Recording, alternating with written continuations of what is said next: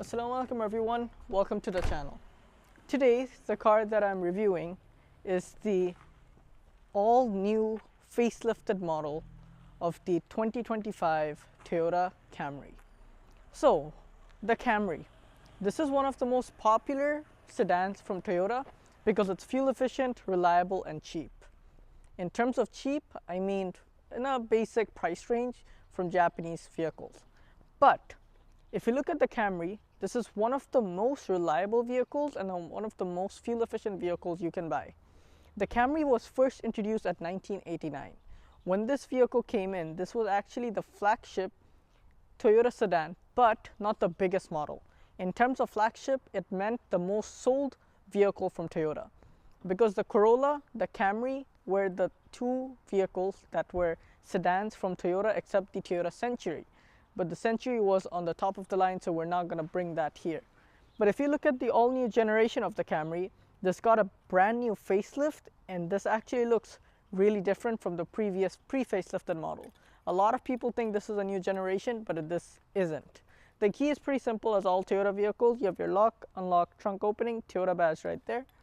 Now I'm going to get inside, turn on the headlights.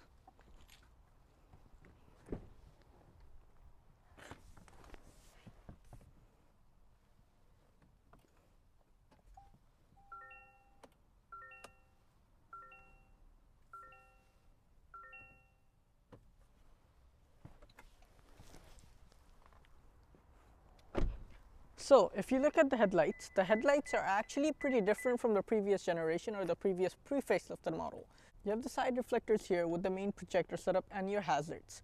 The XSE, the top of the line, actually gets the LED hazards, but as this is the SE upgrade, that's why it gets the halogen hazards.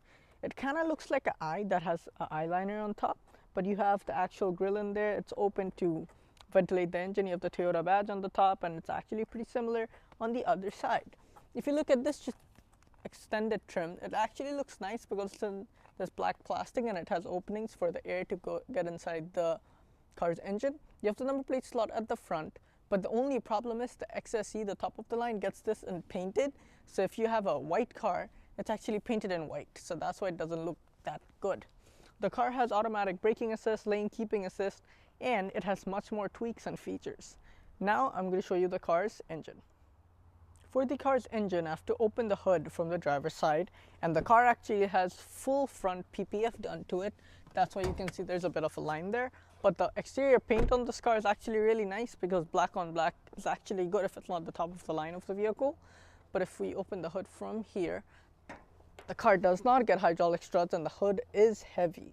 So let's get this down, out. Let's put that in its slot, and let's look at the engine.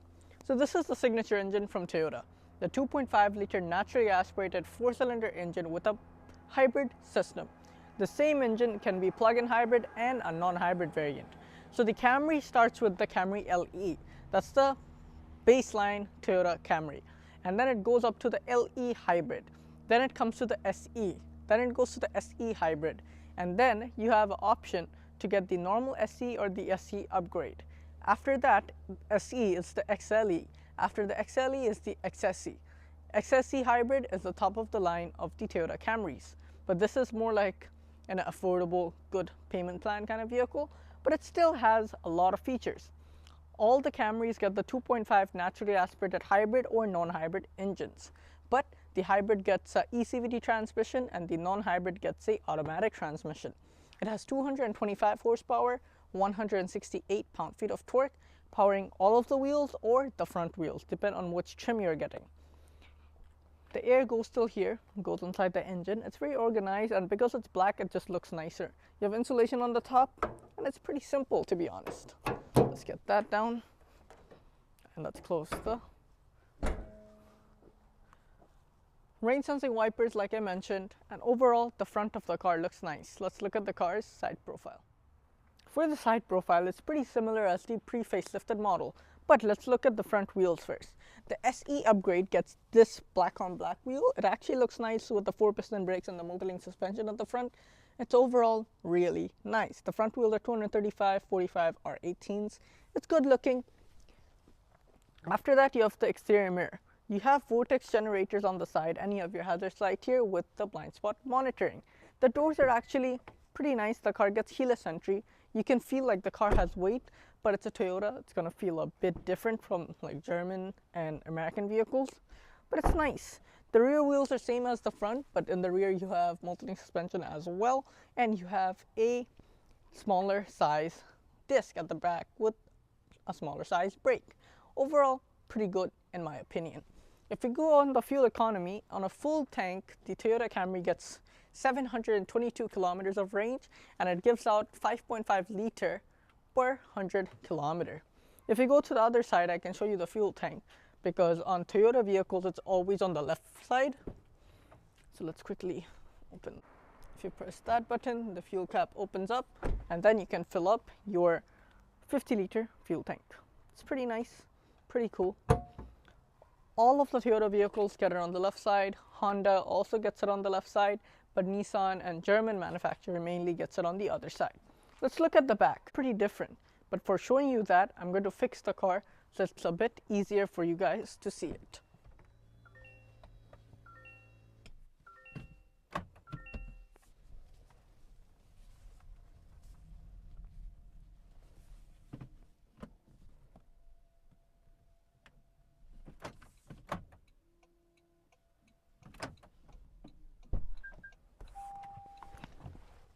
So that's with the full lights turned on, and I put the car in the sun so you can actually look at this paint, because it's actually really nice. The rear tail lights are the same kind of design. It's LED except the hazards. It has the HAV written. That's hybrid electric vehicle. That's for all of the hybrid vehicles that are more than 2025 from Toyota. It says Camry here, Toyota badge there, SE there, and the rear number plate slot. Overall, it does look nice. The rear spoiler is nice as well. If you look at the underneath, you have the functional exhaust tips on one side, because all of the hybrid trims get exhaust tip on one side and the non-hybrid trims get it on the both sides, and the V6 obviously gets it on the both sides as well. For opening the trunk, there is a button located here. If you press that, it opens up. Enough storage, and after you buy a car from Toyota, you get a lot of stuff. Like you get the vacuum in there, you get this nice bag, a snow cleaner, and your floor mats. Pretty nice, good storage. You can fold down the seats by these buttons, and that's going to be pretty much it for the exterior. Now let's get inside the interior.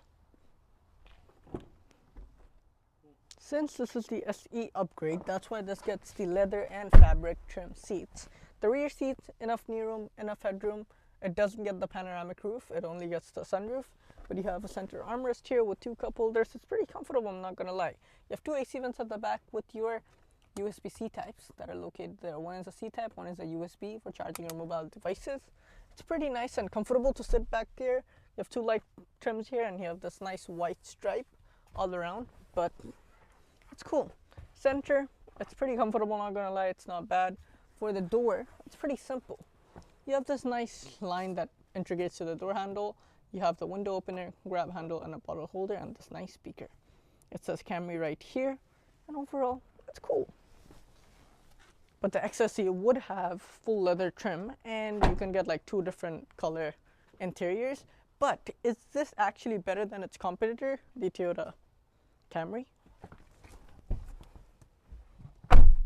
If you look at the front is pretty nice as well. But since this is the SE upgrade, that's why the dash is a bit different. If you look at the dash, you have the screen in the middle, and then you have this nice trim with your AC vent and your airbag on top. You have this fabric trim right here, and if you go below that, you have the glove box with decent amount of room. And then if you look at the seats, you have the leather and fabric combination, but it's actually nice. If you look at the center storage, you have a bit of room here, and then you have two cup holders here, a sunglass holder there, and a wireless charger here with two USB-C type and a USB, your gear knob, driving modes, and your parking brake with some hold and EV mode. If you go on the top, you can see two vanity mirrors, both have a light. And for opening the sunroof, I can open the cover with my hand, and for opening the actual glass, I could first of all tilt it and get it down, and I can open it up. That's nice. And then if you come back down here, you have a auto dimming rear view mirror right here with your garage opener integrated here, so you can open the garage from these buttons. It's pretty nice, I'm not gonna lie. Now let's show you the car's infotainment system. Foot on the brake, pressing the start button, and then your screen turns on. The LE, the SE both get the small display, but the XSE and the XLE get the big display. But it's pretty nice. It's kind of like a normal Toyota screen. If you buy their subscription, you get their navigation and all the other stuff. But if you don't have much stuff. Apple CarPlay, Android Auto, and some features on Bluetooth, telephone, and some vehicle settings. If you go to normal settings, you can make your own profile and change up a lot of stuff, but it's pretty nice. The reverse camera has a really nice image and a really nice quality, I'm not gonna lie. And it's pretty much it for the infotainment. You have heated seats on this car, and this is for your climate control. It's a 2-zone. You can control it from here. You have 2 AC vents here with your hazards light. It's pretty simple, I'm not gonna lie. If you look at the steering wheel, I really like the steering wheel because it's black with white stitching. You have a bit of a 3-spoke kind of design, but it's tilt and telescopic, so you can control it however you want. You have some controls here for your cruise control, and for this screen, you have some controls here for that center screen. You have pedals at the back as well. This is for your high beam and hazard, and this is for the windshield wiper controls. Now let me show you the car's driver's display. Foot on the brake, pressing the start button, and then your center display turns on. It's pretty similar as the LE or the normal screen, but the XSE gets the big screen. That's actually really nice when you have the big screen. But you have your eco gauge in the middle with your speed and which gear you're in and the drive modes. If you put it in sport, it changes it up a bit. That's normal, that's eco. It gives you your trip information and everything at the center, and you can control everything from this button. So I can have my EV driving ratio, the eco score, and the fuel economy. I can go to all of the safety systems for the adaptive cruise control and the navigation. You have audio, you have all of your trips. So this is normal trip, this is trip A, this is trip B, and this is your energy monitor, and this is for your tire pressure monitor. This is settings. You can control all of the different safety systems from here. It's pretty nice how you can control a lot of stuff, but I believe you can change the meter style on this, so you can have it on sporty, that's this, or you can have it on casual. I'm going to leave it on sporty for the meantime. I just want to see how it looks, but it's overall nice in my opinion. You have your fuel gauge on that side, you have your engine temperature on this side, the kilometer this car has, and the range showing with the fuel it has. It's not gonna lie, it's pretty nice, but the heads-up display would have been great, but this car doesn't get that option. So let me show you guys the door now, and we will be done with today's video.